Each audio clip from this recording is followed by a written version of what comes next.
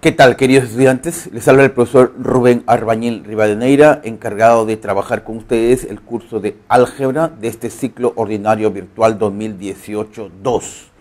En esta oportunidad vamos a trabajar la práctica número 17, donde la idea es trabajar un poco lo que es funciones reales de variable real. Para esto el estudiante tiene que saber pues la definición de lo que es una función.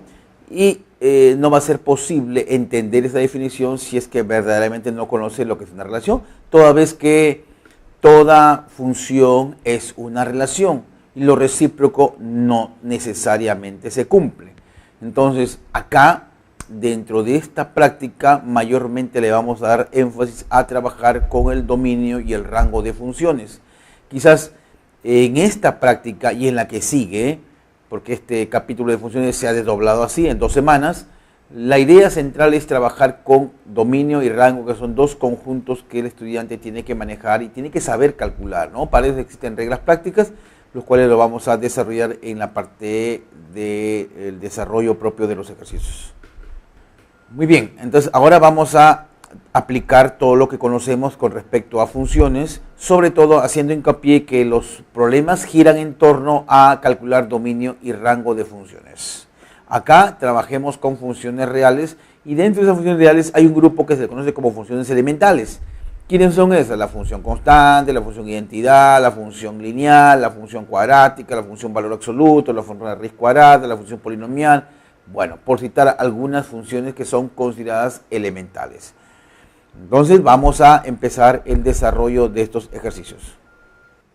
Bien, entonces tenemos acá el problema que nos dice que determine los valores de A y B para que las siguientes relaciones F y G sean funciones. Entonces, como le comentaba, una función es una relación, ¿no? Pero con algo más. De acuerdo a la definición, para que una relación pase a ser función, debe cumplir lo siguiente, que si yo logro encontrar dos pares ordenados con una misma primera componente, entonces las segundas componentes tienen que ser iguales. Entonces vamos por pasos acá. 1. Tenemos acá con f. Como f es función, o para que f sea función, ¿qué debe cumplir? Debe cumplir lo siguiente. Si yo tengo dos pares ordenados con una misma primera componente, como lo estoy subrayando acá, se cumple. Se debe cumplir. Entonces, b cuadrado menos 6 tiene que ser igual a 3. Esto trae como consecuencia que b puede tomar dos valores. B puede ser menos 3 o b es igual a 3. B toma dos valores. Ahora, vamos a analizar si b fuera igual a menos 3. Entonces, ¿cómo quedaría la función? La función f nos quedaría de la siguiente manera. A,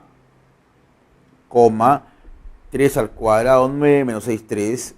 A, 3, menos 1,5, b vale menos 3, sería menos 3 más 2 sería menos 1, 1 y el a, 3 que ya está ahí. Y se logra ver acá claramente que tenemos dos pares ordenados con una misma primera componente, pero sin embargo las segundas componentes son distintas. ¿Esto qué implica? Esto trae como consecuencia afirmar que f no es función, no está cumpliendo la definición. Ya está. Y en 1.2 decimos si b fuera igual a 3. Recuerda que b toma dos valores. Entonces f nos quedaría así. F nos va a quedar el par a, si b vale 3, te da 49 menos 6, 3, a, 3. Luego tenemos acá menos 1,5. El tercer par sería, como b vale 3, sería 5,1. Y ahí se logra ver que finalmente f es función. Entonces, f es función, porque está cumpliendo la definición. Ahora bien, como f es función, 2, hallemos g. Si b es igual a 3, entonces g, ¿cómo quedaría? A ver, la función g sería en este caso el conjunto de pares 4, a cuadrado más 2, el primer par. El segundo par, b vale 3, sería 4,3, ya reemplazando el valor de b. Acá nos quedaría a, menos 2. Y el último par sería 0, menos 5. Ahora, como también necesitamos que g sea función, para que g sea función, decimos acá lo siguiente. Para que g sea función, debe cumplir lo mismo la definición que hemos dado, pues, ¿no? Acá, por ejemplo, ¿qué se debe cumplir? Que si yo tengo el par 4, a cuadrado más 2 y tengo el par 4,3, entonces las segundas componentes tienen que ser iguales. Vale decir que a cuadrado más 2 tiene que ser igual a 3. Es decir, a cuadrado es igual a 1. Con lo cual estaríamos diciendo que a podría ser menos 1 o a podría ser 1. Hay que ver. Entonces acá descartamos esto de acá, ¿no? Por lo que hemos analizado. Acá no es lo mismo. Si a vale menos 1, 2.1. Vamos a ver. Si a fuera igual a menos 1. Vamos a ver cómo nos quedaría g. G sería de la siguiente manera. El par 4, menos 1 al cuadrado, 1 más 2, 3. El siguiente par 4, ya no lo repito. A, menos 2, pero a vale menos 1. Sería pues menos 1,2.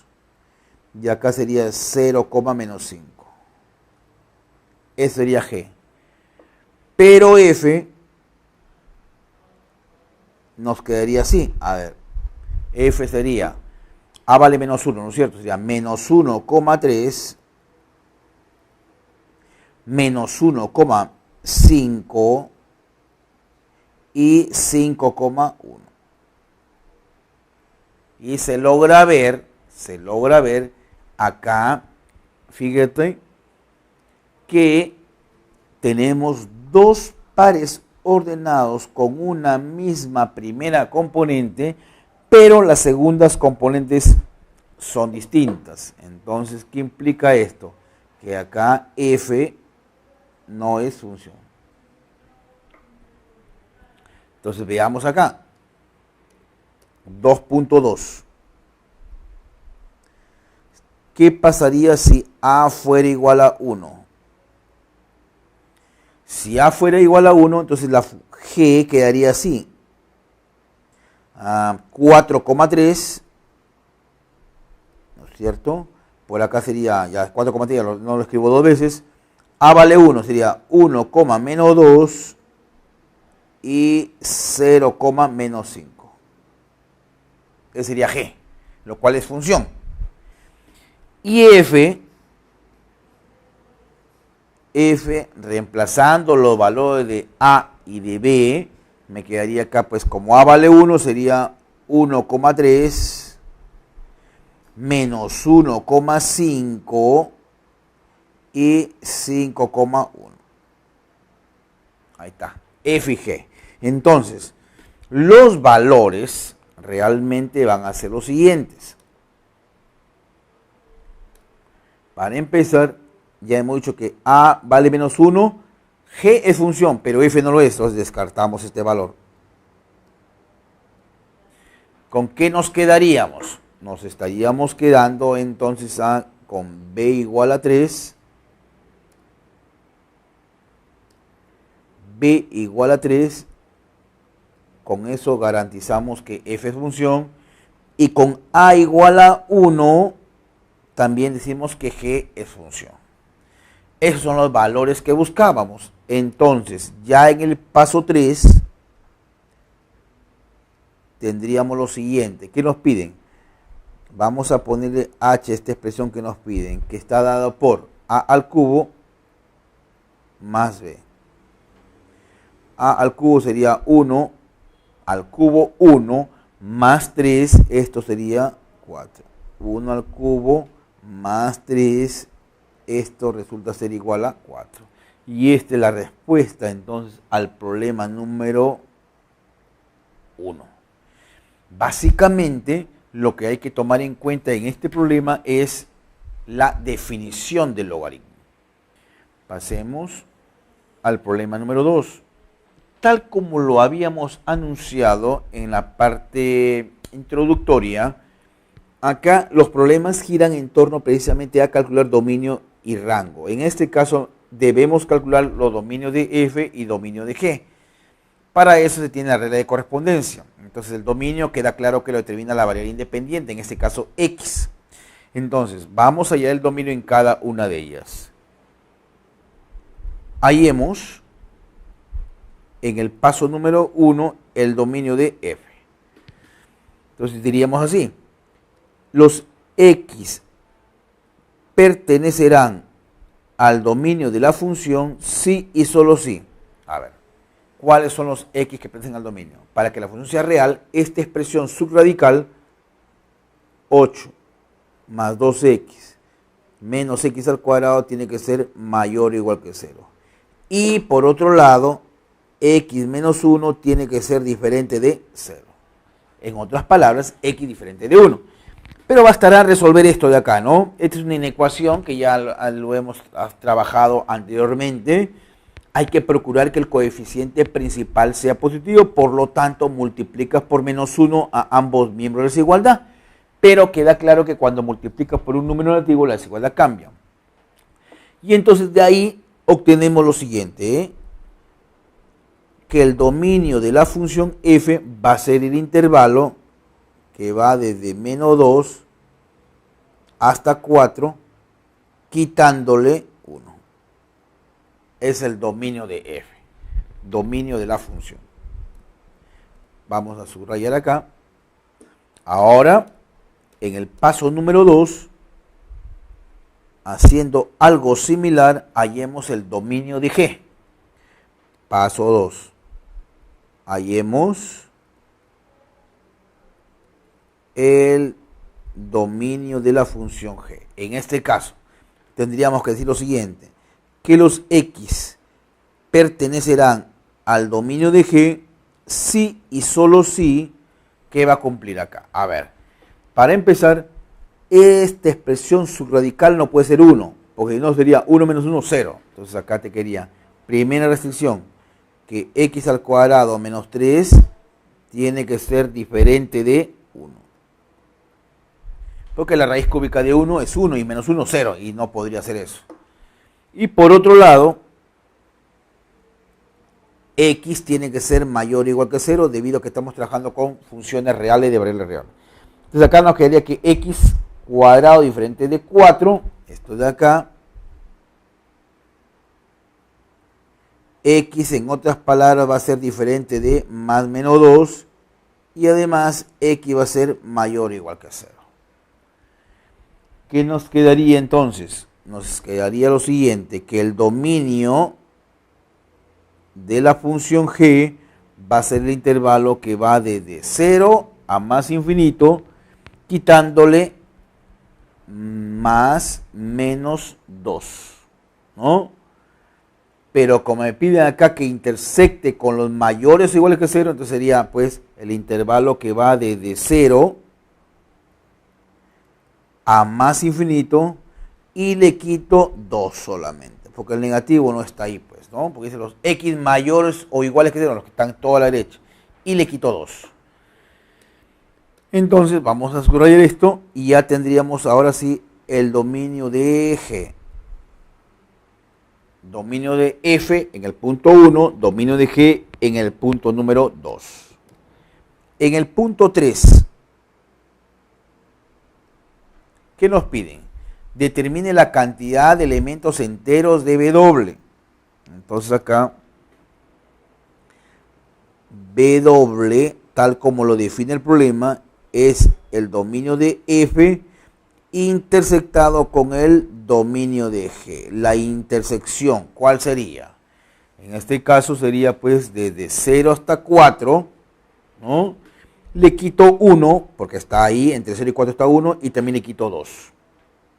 Entonces ya en la gráfica se puede ver que esto es de 0 cerrado hasta 4 cerrado, pero debo quitar el 1 y el 2, que están dentro de ese intervalo, ¿no es cierto?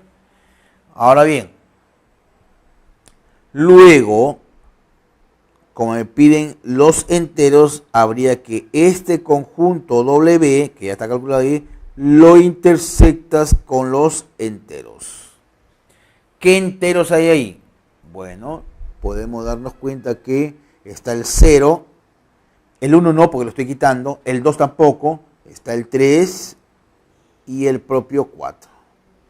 Entonces, la pregunta es, halle la cantidad de elementos enteros. En este caso, la cantidad de elementos enteros sería pues 3. La respuesta la encontramos en la alternativa A.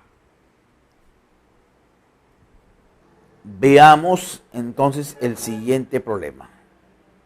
El problema 3 nos dice que determinemos el rango de la función real definida de la siguiente manera. Este es un problema muy clásico. Me piden el rango de la función y nos dan la regla de correspondencia y también su dominio. Ahí el procedimiento que tú debes desarrollar es que a partir del dominio dado, empezar a construir, pero teniendo mucho cuidado con las propiedades que se deben cumplir dentro del conjunto de los números reales. Entonces, a partir del dominio vamos a construir I. Recuerda que el rango lo determinan I. Muy bien, entonces acá decimos acá lo siguiente. Por dato. ¿Qué tenemos? Que los X son menores que 5. ¿Qué sería el dominio? Te estoy diciendo, bueno, tengo esta función con este dominio. Entonces, a partir del dominio hay que empezar a construir. Recibimos de 3. X menos 3 es menor que 2. Si es menor que 2, ojo, si es menor que 2 están todos a la izquierda de 2. Una parte es positivos y la otra parte son los negativos. Entonces elevo al cuadrado. Cuando elevamos al cuadrado, ojo, X menos 3 al cuadrado va a ser mayor o igual que 0. Porque por ahí, dentro de los menores que 2, por ahí está 0. O sea, en algún momento va a tomar 0. Pues mayores o iguales que 0, partiendo de la lógica que todo número o toda expresión elevada al cuadrado siempre es positiva, o en el peor de los casos es 0, en el supuesto de que tome el valor de 0. Y en este caso lo toma, pues son menores que 2, por ahí estará 0 en algún momento. Multiplicas por menos. Sabido es que cuando se multiplica por un número negativo, la desigualdad cambia. Súmale 4. 4 menos X menos 3 al cuadrado va a ser menor o igual que 4. Este es I. I es menor o igual que 4. Entonces, como ya tenemos la variación de I, y así como decíamos, ¿quién determina el dominio? Las X. ¿Quién determina el rango? Las Y. Entonces podemos concluir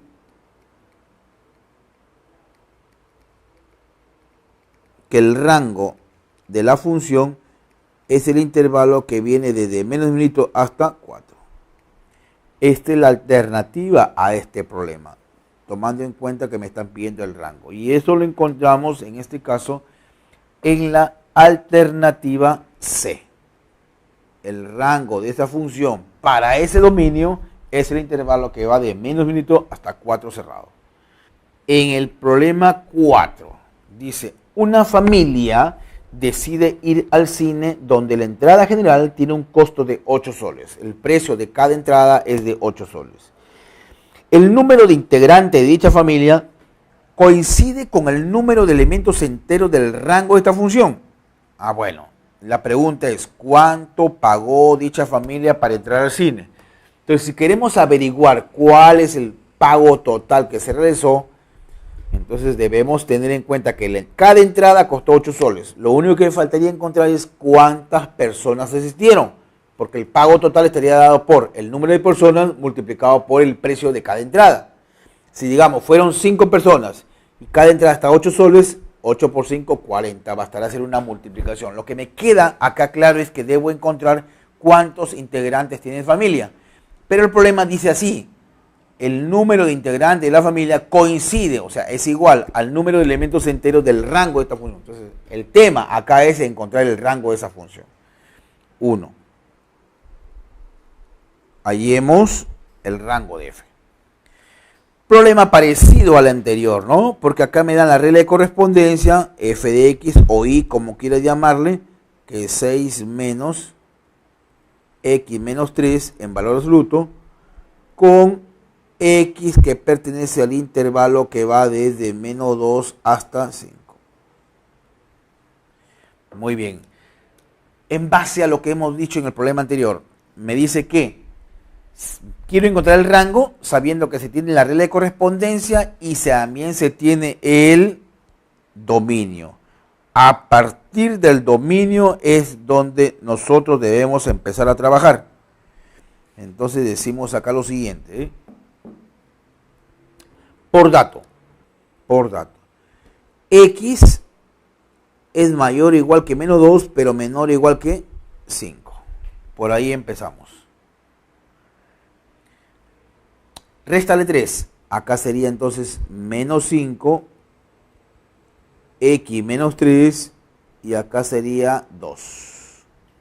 X menos 3 está entre menos 5 y 2. Le voy a tomar valor absoluto.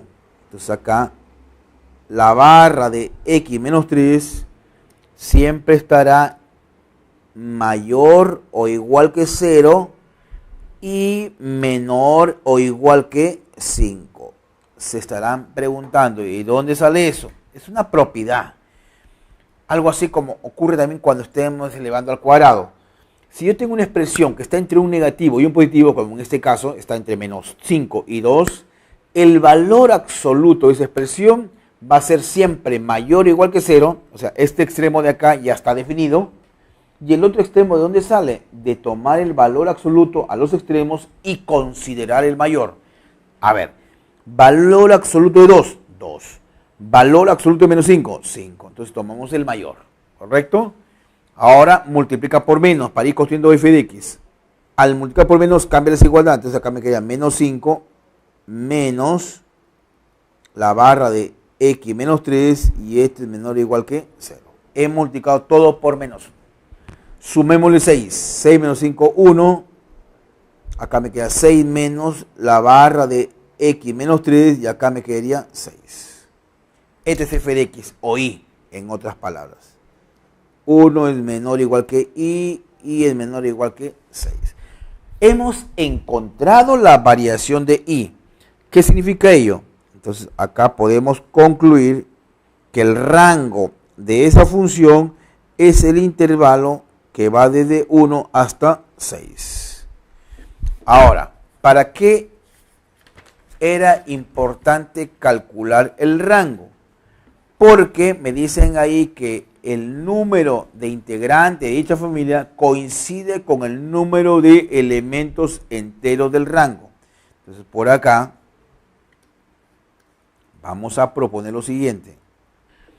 El rango de f, que ya ha sido calculado, intersectado con el conjunto de los números enteros. A ver, ¿qué entero va a haber acá? Estará el 1, el 2, el 3, el 4, el 5 y el 6.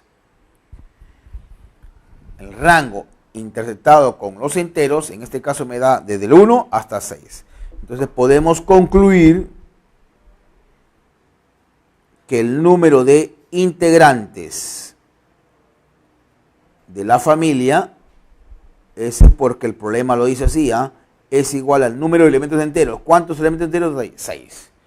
Ahora sí, ya estamos en condiciones de dar respuesta al problema. ¿Cuántos fueron al cine? 6, pues son todos los integrantes de la familia. ¿Y cuál es el precio de cada entrada? 8. Por lo tanto, ¿cuál fue el pago total? Entonces, la familia pagó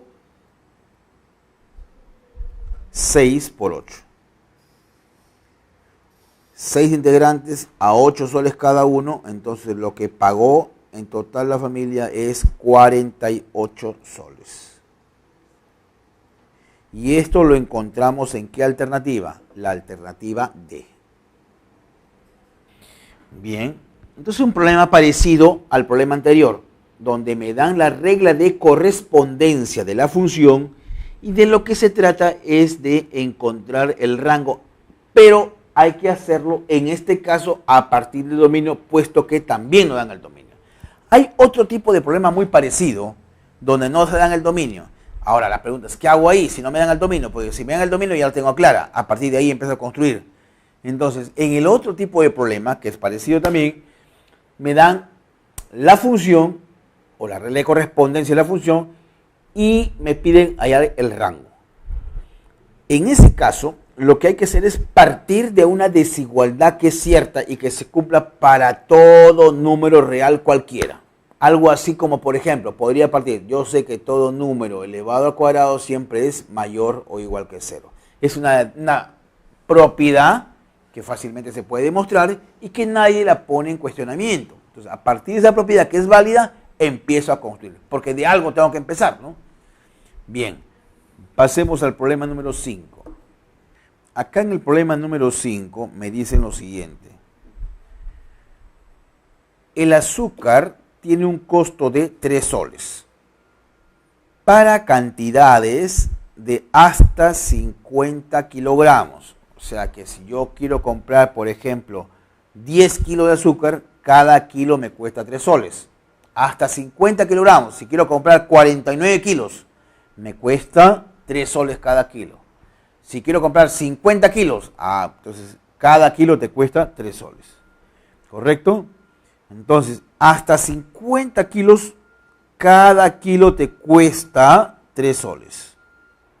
Y luego dice, en el caso que las cantidades superen los 50 kilogramos, cuando superan los 50 kilogramos, dice que el precio es de 2 soles. Claro, ya entra a tallar el concepto del mayorista, ¿no? El mayorista cuando vende por cantidad, baja su precio. Algo de eso está pasando en este problema. O sea, si me vas a comprar más de 50 kilos, ya te lo dejo a 2 soles cada kilo, ¿no? Pero solo, no todo, sino los kilos que superan o que exceden a los 50 kilos. Los primeros 50 kilos me los tendrás que pagar a 3 soles.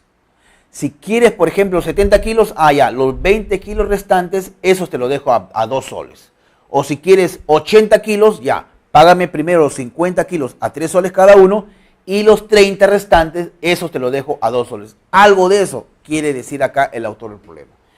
Entonces dice, determina la función c de x que representa la cantidad de soles que se paga por kilogramo de azúcar y hay el costo de comprar 100 kilogramos de azúcar. Entonces, veamos acá. Lo podríamos representar fácilmente de esta manera. C de x para mí va a representar la función costo.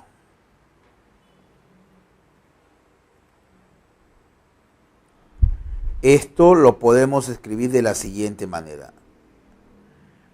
Me dicen que, por ejemplo, para cuando la cantidad X para mí va a representar el número de kilos. Si compramos, por ejemplo, desde 0 hasta 50, ¿cuánto vas a pagar? 3 por X. 3 soles cada kilo. Es decir, si X vale 1, significa que voy a comprar 1 kilo. ¿Cuánto debo pagar? 3 por 1, 3. Si X vale 10, ¿cuánto debo pagar? 3 por 10, 30. Ahí está, funciona perfectamente. Si quiero comprar 50 kilos, tendría que pagar 3 por 50. Ahora, Hay que encontrar la regla de formación para cuando x es mayor que 50. Si x es mayor que 50. Puede ser, como te decía, 70, puede ser 80, 90 o una cantidad mayor que 50. ¿Cuánto vas a pagar? Ya lo hice el problema. Ojo, si me vas a comprar más de 50 kilos, los 50 primero me los tendrás que pagar el precio acordado. Entonces sería 3 por 50. Ahí me estás pagando los 50 primeras. Y la diferencia, si me quedas, digamos, si me vas a comprar 80 kilos, ¿cuánto es la diferencia? 80 menos 50, 30. Entonces, como no sabemos qué cantidades de kilos me vas a comprar, pero que superen a 50, entonces sería X menos 50. X menos 50. Y ese X menos 50, ¿a cuánto lo vas a pagar? A 2 soles. Estos kilos que superan a los 50, que sería X menos 50, vamos a suponer que 70. 70 menos 50, 20 son los que superan. Si me compran 90, 90 menos 50, 40 kilos son los que superan. Si me compran 120 kilos, sería 120 menos 50, 70 kilos debo pagar a 2 soles. Muy bien, esa es la regla de correspondencia entonces, que ya en versión arreglada sería de esta manera. C de X nos va a quedar acá lo siguiente, 150 menos 100, acá me quedaría entonces 2x más 50 para los x que son mayores que 50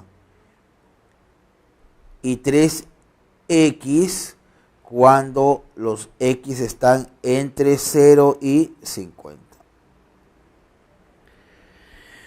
Muy bien, entonces tenemos acá lo siguiente. ¿Qué nos pide el problema? Nos dice que hay el costo de comprar 100 kilogramos. 100 kilogramos hasta acá, superan los 50. Entonces aplico la segunda regla. Entonces, C evaluado en 100 va a ser igual a 2 por 100 más 50. 200 más 50, entonces tendrá que pagar pues 250 soles. Esa es la respuesta al problema número 5. La clave la encontramos en la alternativa E. Veamos a continuación el problema 6. Nos dice lo siguiente. Gladys es una empresaria textil del Emporio Comercial de Gamarra, dedicada a la producción, en este caso, y venta de polos deportivos, del cual se sabe lo siguiente: la utilidad y el ingreso en miles de soles está dado por el menor y mayor coeficiente respectivamente de la función lineal f, tal que se cumple esta regla de correspondencia. F es una función lineal. Determina el costo total de la producción de tal artículo. Bueno, ahí hay que manejar algunos conceptos elementales de la economía, como por ejemplo, la utilidad o el beneficio o la ganancia. ¿Cómo se obtiene? Como la diferencia entre el ingreso y el costo. Es como, por ejemplo, si yo compré un celular a, qué sé yo, 400 soles y lo vendo yo a 600. Entonces, el costo es 400. El ingreso que voy a obtener como consecuencia de la venta va a ser 600. ¿Cuál va a ser el beneficio o la utilidad o la ganancia, como le llaman los economistas? Es la diferencia entre el ingreso, 600, menos lo que me costó. 600 menos 400, ahí está la utilidad o está la ganancia. Entonces, hay que manejar esos conceptos de acá para poder entender este problema. Muy bien, pero acá dice que la utilidad y el ingreso en miles de soles está dado por el menor y mayor coeficiente de la función lineal. Entonces, acá el objetivo es hallar la función lineal. De esa función lineal hay que encontrar el mayor y el menor coeficiente. Porque me dice que la utilidad está dado por el menor coeficiente y el ingreso por el mayor coeficiente, pero está dado en miles. Significa que si hablamos de que el mayor coeficiente es 9, la utilidad sería 9000. Si el menor coeficiente fuera 5, sería 5000, ¿no? Porque ahí bien claro está diciendo que está en miles. Vamos a ver acá. Por dato, vamos paso 1. Por dato. Me queda que f evaluado en f de 7 sobre x, este es igual a 30x, este es dato, 30x más 567 sobre x. Y entonces, acá arreglando un poco la expresión, me quedaría lo siguiente. Si arreglamos la expresión, tendría, divides acá y nos quedaría algo así. Por ejemplo, f evaluado en f de 7 sobre x, y esto es igual a, dividiendo, acá me quedaría, por ejemplo, 567 sobre x más 30. ¿Cómo lo puedo arreglar esto? Lo puedo escribir así: 81 multiplicado por 7 sobre x más 30. Arreglando, 81 por 7 sería 567. Entonces, podríamos poner que hacemos ¿qué? Hacer un cambio de variable podría ayudarnos de repente. Vamos viendo esta posibilidad. Hacer un cambio de variable. Hacemos 7 sobre x, le voy a llamar un z. Entonces, ¿qué me quedaría? F evaluado en f de z, porque así le estoy llamando, va a ser igual a 81z más 30. Porque 7 sobre x estoy dando z. Ahora bien, dejémoslo ahí momentáneamente. 1, 2. Por dato, f es lineal. ¿Qué significa eso? Entonces, toda función lineal tiene como regla de correspondencia una expresión de este tipo: AZ más B. Esta es una función lineal. Entonces, reemplazamos en 2.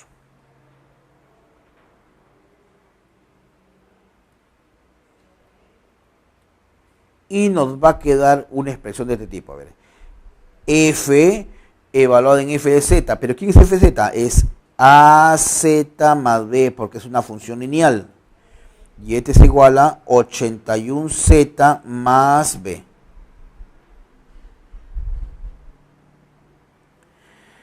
¿Qué es lo que tendríamos acá? Nuevamente, aplicamos la definición de función lineal. Acá tendríamos que f de AZ más B, ¿qué cosa es? Entonces acá nos quedaría que, aplicando, ¿no? Mira cómo se define la función lineal, que f de algo es A por algo más B.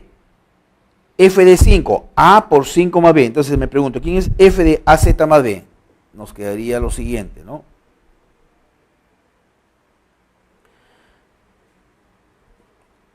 A por AZ más B. Entonces acá nos quedaría algo así. Vamos a tener una línea divisoria por acá.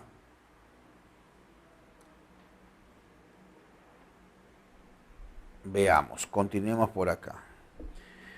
Nos quedaría lo siguiente. Aplicando asterisco, aplicando asterisco. Nos quedaría A por AZ más B y todo esto más B, aplicando la regla de correspondencia de una función lineal. Esto es igual a 81z más B. Bueno, arreglando esto, haciendo operaciones, haciendo algunas cuentas, nos quedaría que a cuadrado z más B que multiplica a A más 1, esto resulta ser igual a 81Z más B. ¿Qué tendríamos entonces? Que A puede ser 9 o menos 9, ¿no?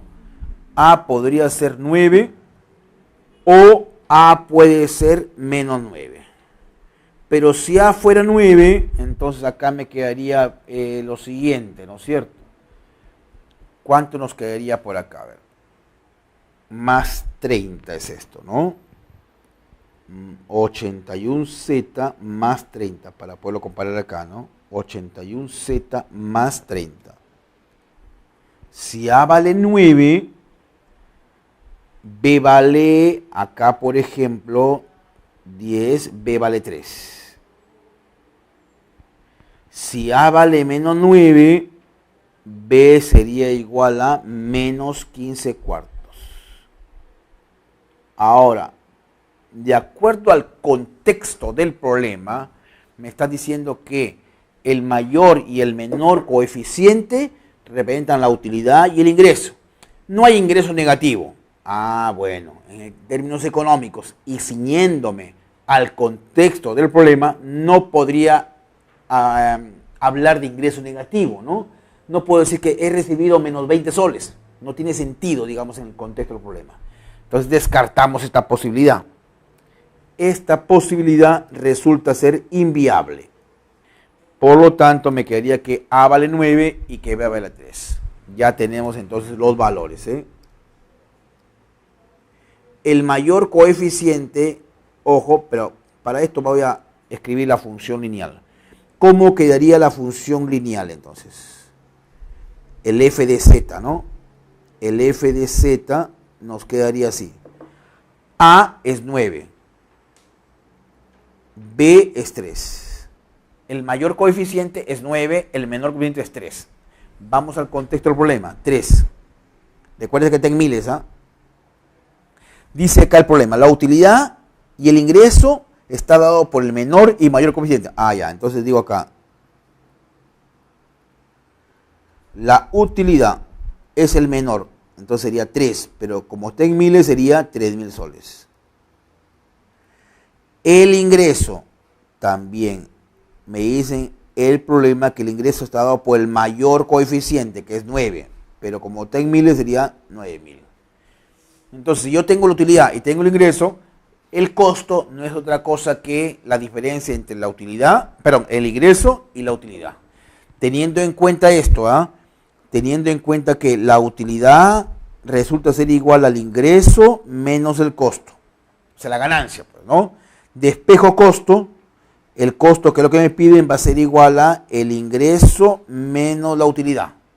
Si el ingreso fue de 9.000 soles y la utilidad es de 3.000, 9 menos 3.000, la respuesta es 6.000 y la encontramos en la alternativa B. Entonces concluimos por acá que el costo es igual a 6.000 soles. Pasemos al problema número 7. Dice, una sociedad mundial de profesionales se constituyó originalmente con 10 miembros y tiene un reglamento que establece que al principio de cada año, cada miembro puede invitar o debe invitar a 2 personas para que se afilien. Si N de T es la expresión que representa la cantidad de miembros que tendría la sociedad al cabo de T años, en el caso que cada miembro aprovechó este reglamento. ¿En cuántos años esa población, ¿no?, será igual a 196.830? Entonces acá se trata de formar una regla de correspondencia. Vamos a obtener lo siguiente acá. Por ejemplo, acá lo voy a asociar con el tiempo que transcurre, y por acá la población, el número de integrantes de esa sociedad mundial de profesionales. Dice que de la nada, ellos se reunieron y acordaron formar esa sociedad. O sea, cuando el tiempo era cero, cuando el tiempo es cero, ¿cuántos profesionales habían? 10. Porque justo se reunieron esos 10 y dijeron, a partir de hoy vamos a formar la sociedad de profesionales. ¿Cuánto tiempo había transcurrido? 0 años. 0 años. Entonces, pero luego toman un acuerdo, dice ya, correcto. Esta sociedad va a tener un reglamento. ¿Y el reglamento en qué consiste? Dice que cada año, el número de integrantes de la sociedad tiene la obligación de traer o de afiliar a 2 integrantes más, a 2 profesionales más. Entonces, ¿qué significa? Que el primer año, entonces ya van a haber 10, si no van a ser 10 que habían originalmente y 2 por 10, porque cada integrante, cada afiliado va a tener 2 profesionales más. Sería 2 por 10. Esto es igual a 30. ¿Y 30 cómo lo puedo escribir? Como 30 a la 1 multiplicado por 10.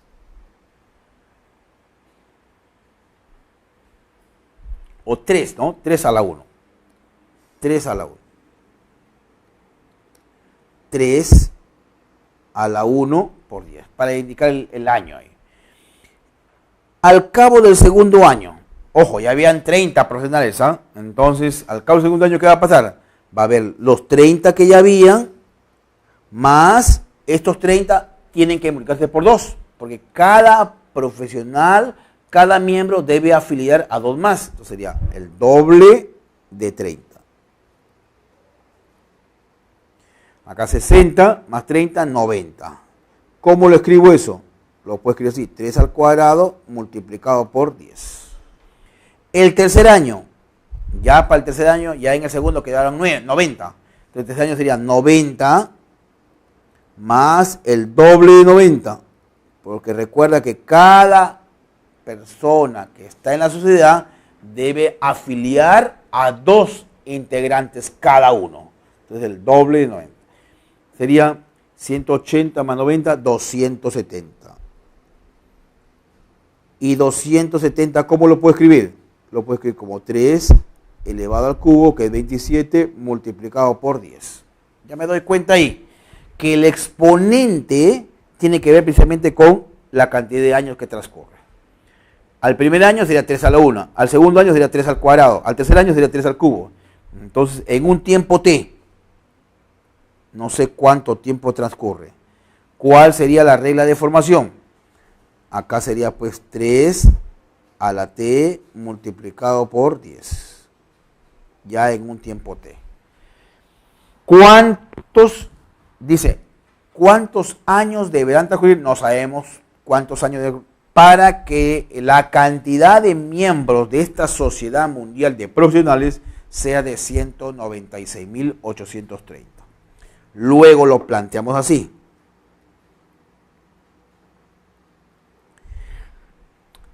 La población al cabo de este año sería 3 a la t multiplicado por 10. ¿Esto cuánto sería? Sería 196.830. Al cabo de t años, no sabemos cuántos años, este va a ser la población. Cancelas acá y nos quedaría, ojo, cancelamos por acá, 10 acá, 10 acá, se van, y nos quedaría que 3 a la t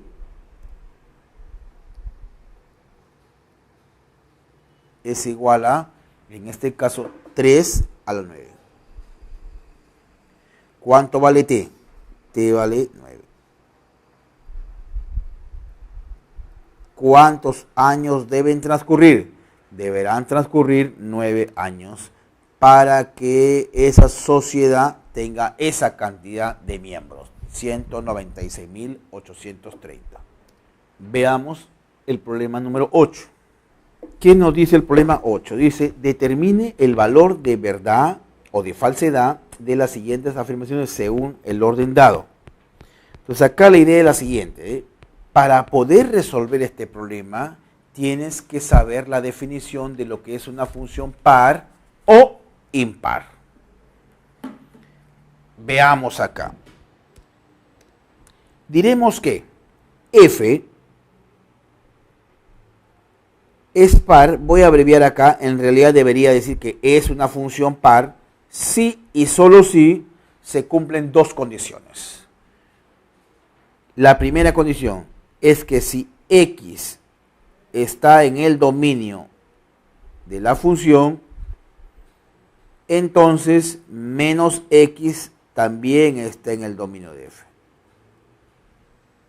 Es decir, si 5 está en el dominio, menos 5 tiene que estar. O si menos 8 está en el dominio, 8 tiene que estar. Esa es una condición fundamental, ¿eh? Muchos de los estudiantes omiten esa condición. Recuerdo que en algún examen vino algo así, como por ejemplo, si f de x es igual a x al cuadrado, donde x pertenece al intervalo, por ejemplo, menos 10,5.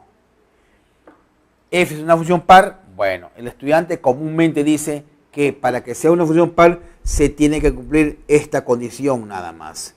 Que f de x sea igual a f de menos x. Y claro, pues f de x es igual a x al cuadrado. F de menos x también es x cuadrado. Claro, está cumpliendo la segunda condición, más no la primera. Y para que sea función par, debe cumplirse las dos condiciones. Basta que una de ellas no se cumpla, y entonces la función ya no será par. ¿Y por qué decimos que la primera no se cumple? Claro, porque acá menos 10 está en el dominio, pero sin embargo 10 ya no está. O lo que es lo mismo, ¿no?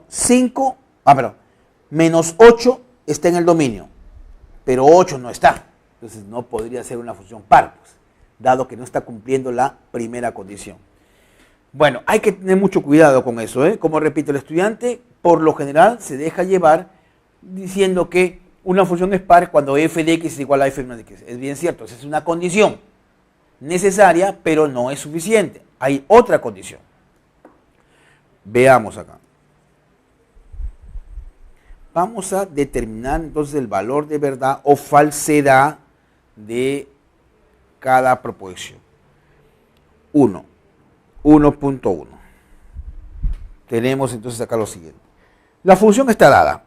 Bueno, la función es tal como aparece por acá.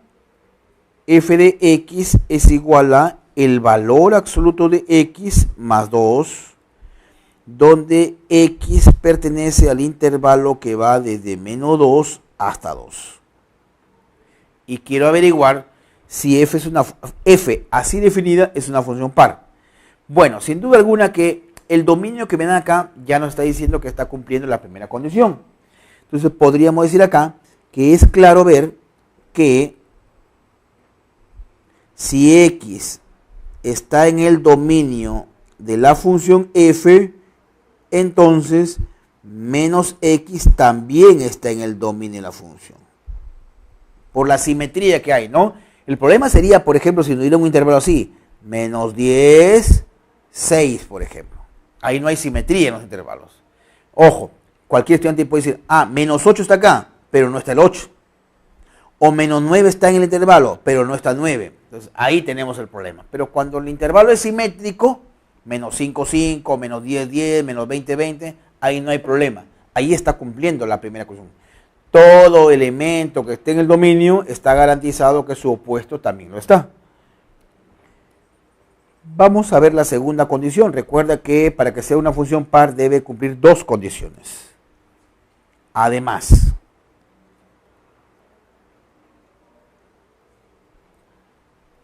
f de menos x.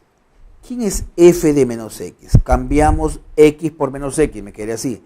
La barra de menos x más 2. La barra le llamo yo al valor absoluto, ¿no? Sabemos por propiedad que la barra de menos x es la barra de x más 2. Pero esto es igual a f de x. Conclusión. F de x es igual a f de menos x. Lo cual implica que está cumpliendo la primera y segunda condición. ¿Qué significa eso? Luego, f es par. 1.2. Ahora vamos a ver cuándo es impar. Para que sea impar debe cumplir la primera condición, igual que la función par. En la segunda sería que f de x es igual a menos f de menos x. Vamos a ver acá. La segunda función es g. G está definida como menos x al cubo más 3x. Donde x pertenece al intervalo que va desde menos 4 hasta 4. Y me preguntan si es impar, así es que ya lo hemos comentado. Para que la función sea impar debe cumplir la primera condición. Se logra ver fácilmente que si está el menos 4, está el 4, si está el menos 3, está el 3 y así sucesivamente. Se logra ver fácilmente, ¿no es cierto? Se logra ver que todo x que está en el dominio de la función, entonces el menos x también está en el dominio de la función. Ya está, como repito, está el 3, el menos 3. Además, tenemos acá lo siguiente.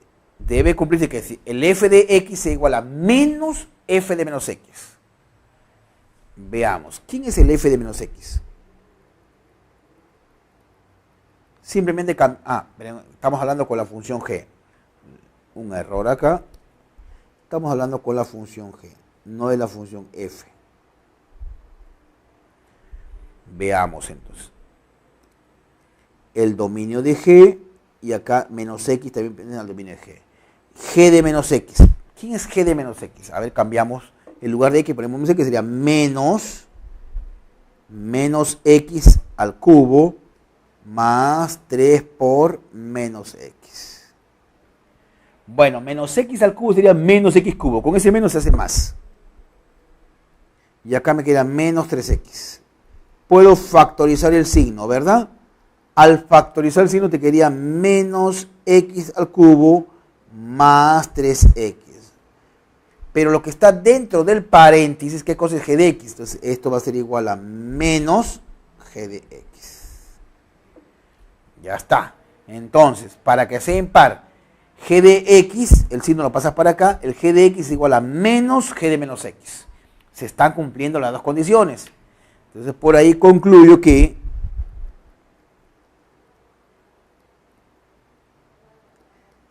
g de x es impar. Y análogamente, es fácil probar que esta función h de x es una función par, haciendo ver que cumpla estas dos condiciones que están dadas en la parte superior.